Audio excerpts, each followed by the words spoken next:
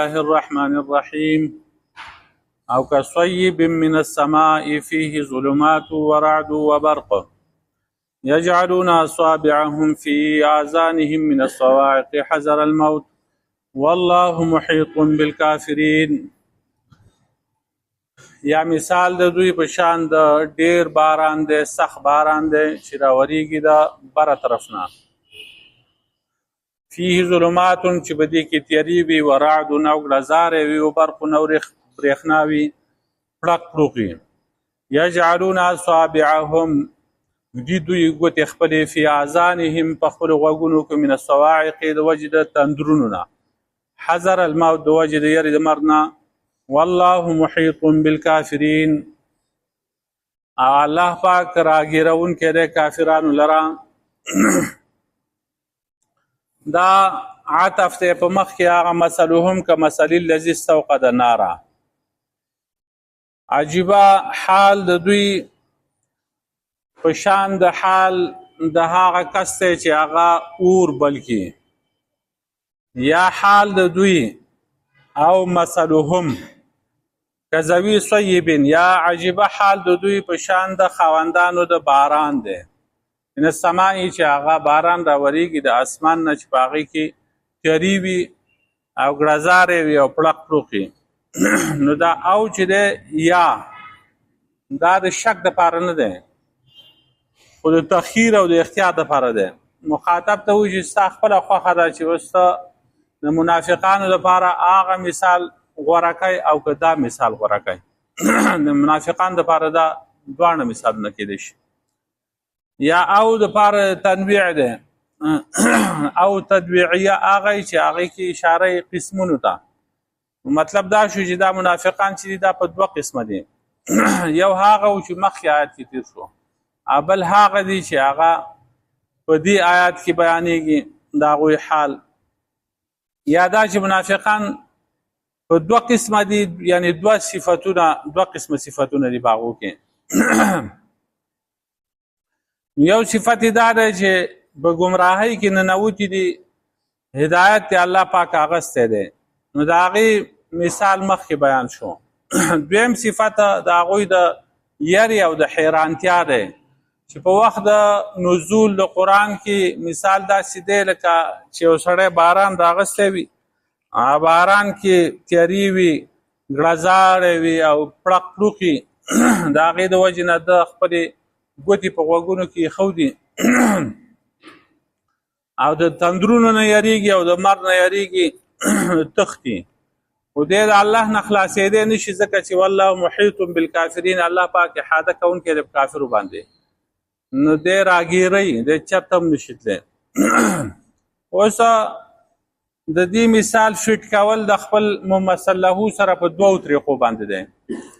یو تشبیه المفرد بالمفرده، چې د هر مشبه دپاره مشبه به وګوري او د مشبه به دپاره مشبه وګوري.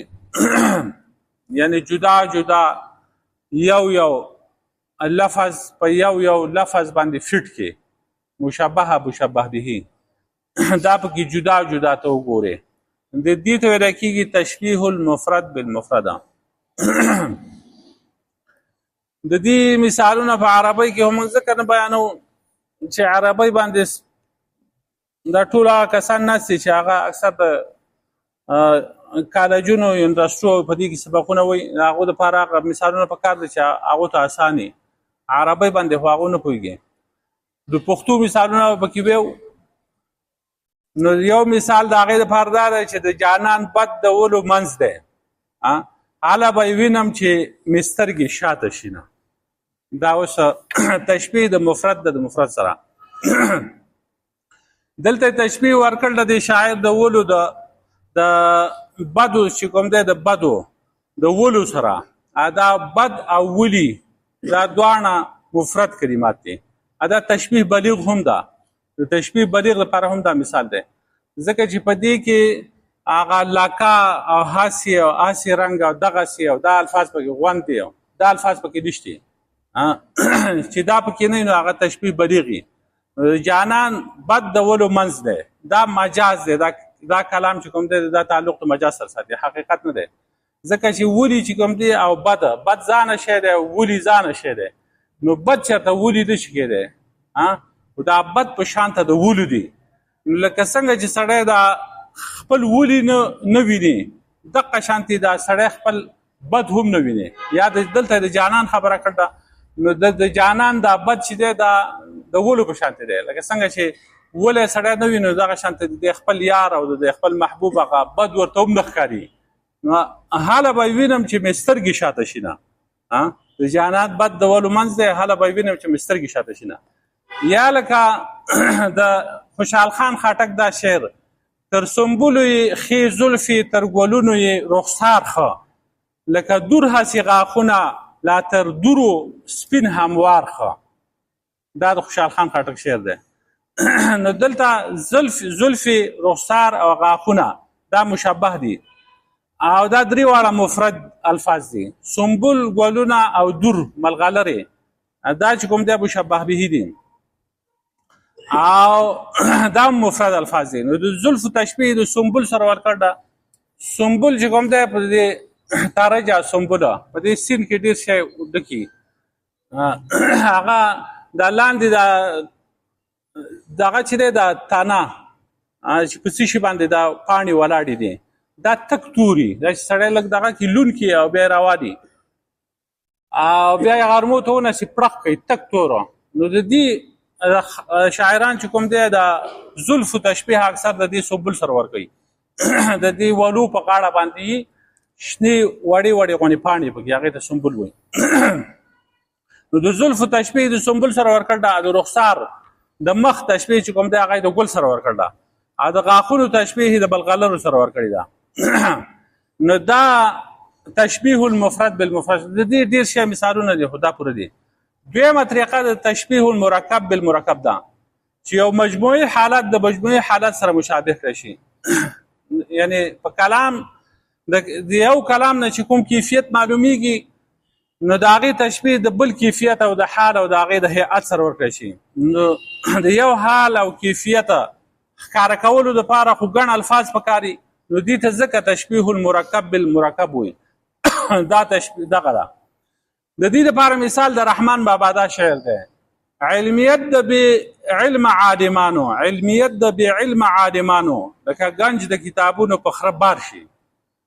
نو اوس په دې کې چې کوم دی هغه د عالمه په خپل علم باندې عمل نه کوله، دا مشبه شو. د کتابونو بار په خره ایښودل دا مشبه به شوه.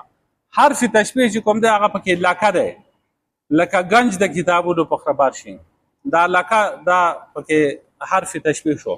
او وجه د شبه چې کوم ده چې دا مشابهت ته تشبیه ولې ورکړل ده؟ د دې عالم چې په خپل عمل باندې علم باندې عمل نه کوي، د دې د خره سره تشبیه ولې ورکړل ده؟ فایده نه حاصلېدله. لکه څنګه چې د خره ته په کتابونو وړو باندې او بار کولو باندې فایده نه حاصلېږي، دقه شانتې دې عالم ته هم په دې علم باندې هېڅ فایده هغه نه حاصلېږي.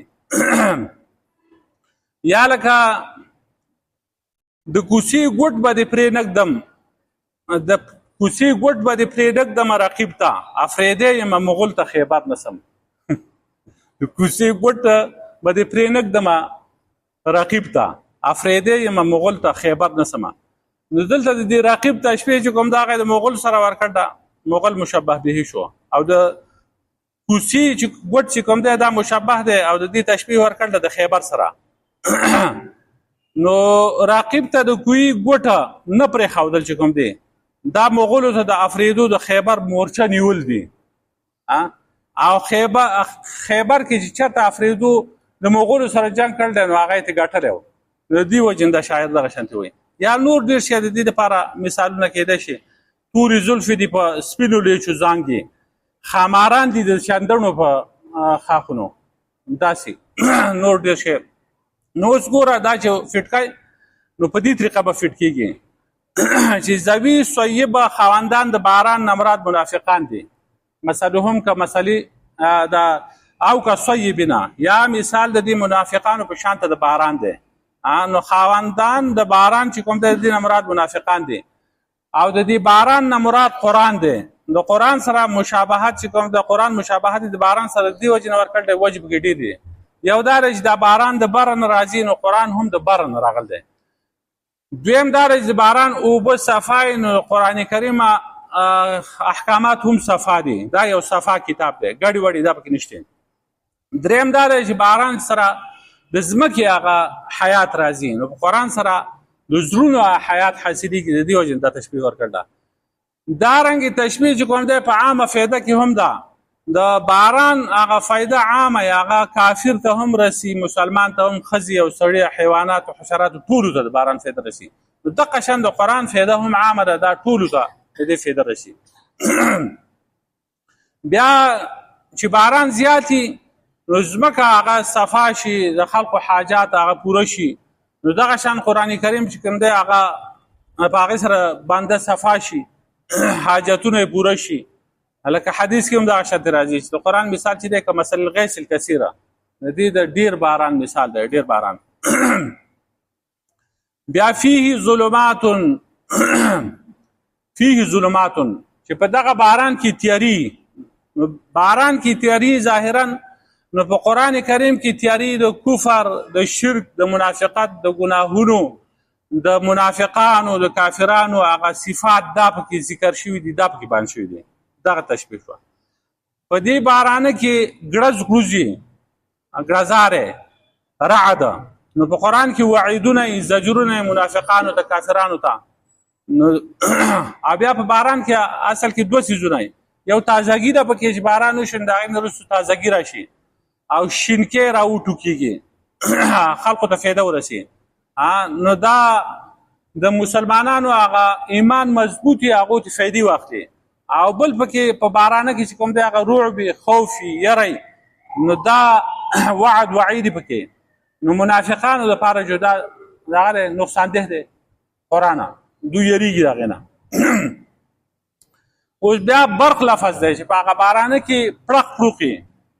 نو په باران کې چې هغه برېښنا یې پړق پړوقي، نو په قرآن کې د ایمان او د توحید دلیلونه بیان شوي دي، لکه د دې پړق پړوق په شانه. نو د هغې په اورېدو سره د مخالفین چې کوم دی د قرآن حیران او پریشانه پاتې شي. یجعلون اصابعهم، دو ګرځي هغه ګوتې خپلې فی اذانهم، په غوږونو خپلو کې. یجعلون اصابعهما، ګرځي دو ګوتې خپلې. نو دا هغه خاوندان د باران دي چې په باران کې باران راګیر کړي دي او ګڼ کسان دي، نو هغو د خپلې ګوتې راګرځي. نو په قرآن کې خو هغه ډېرې خبرې دي، وعد وعید دی، یری دي. د دې وجې نه دا منافقان چې کوم دی هغه طبعا دا نه خوښوي، یا ورته دا کار ګران ښکارېږي، نو د دې وجې نه تښتي، په غوږونو کې ګوتې ږدي. د نوح علیه السلام قوم چې کوم دی هغو به هم دغه کار کوو. کله به چې هغو نوح علیه السلام بیان شروع کړو، دوی به په غوږونو کې ګوتې کېښودې. نو د منافقانو حصه چې ده د قرآن نه صرف یره ده او هیبت دی، او د باران نور فایدې چې کوم دی په هغې کې فکر نه کوي، ځکه قرآن کې او په باران کې نورې ډېرې فایدې دي. دو دا ګمان کوي چې په دې کې زموږ د مرګ خطره ده، نو موږ به په دې غوږونو کې ګوتې کېږدو، نو موږ به د مرګ نه بچ شو. نو اخوا دې خوا منډې تډې هغه وهي. نو موت چې کوم دی هغه احکام شرعیه دي، د شریعت احکامات دي. نو دی منافقانو ته حذر الموت، منافقانو ته هغه شرعي احکام د مرګ په شان ښکاري.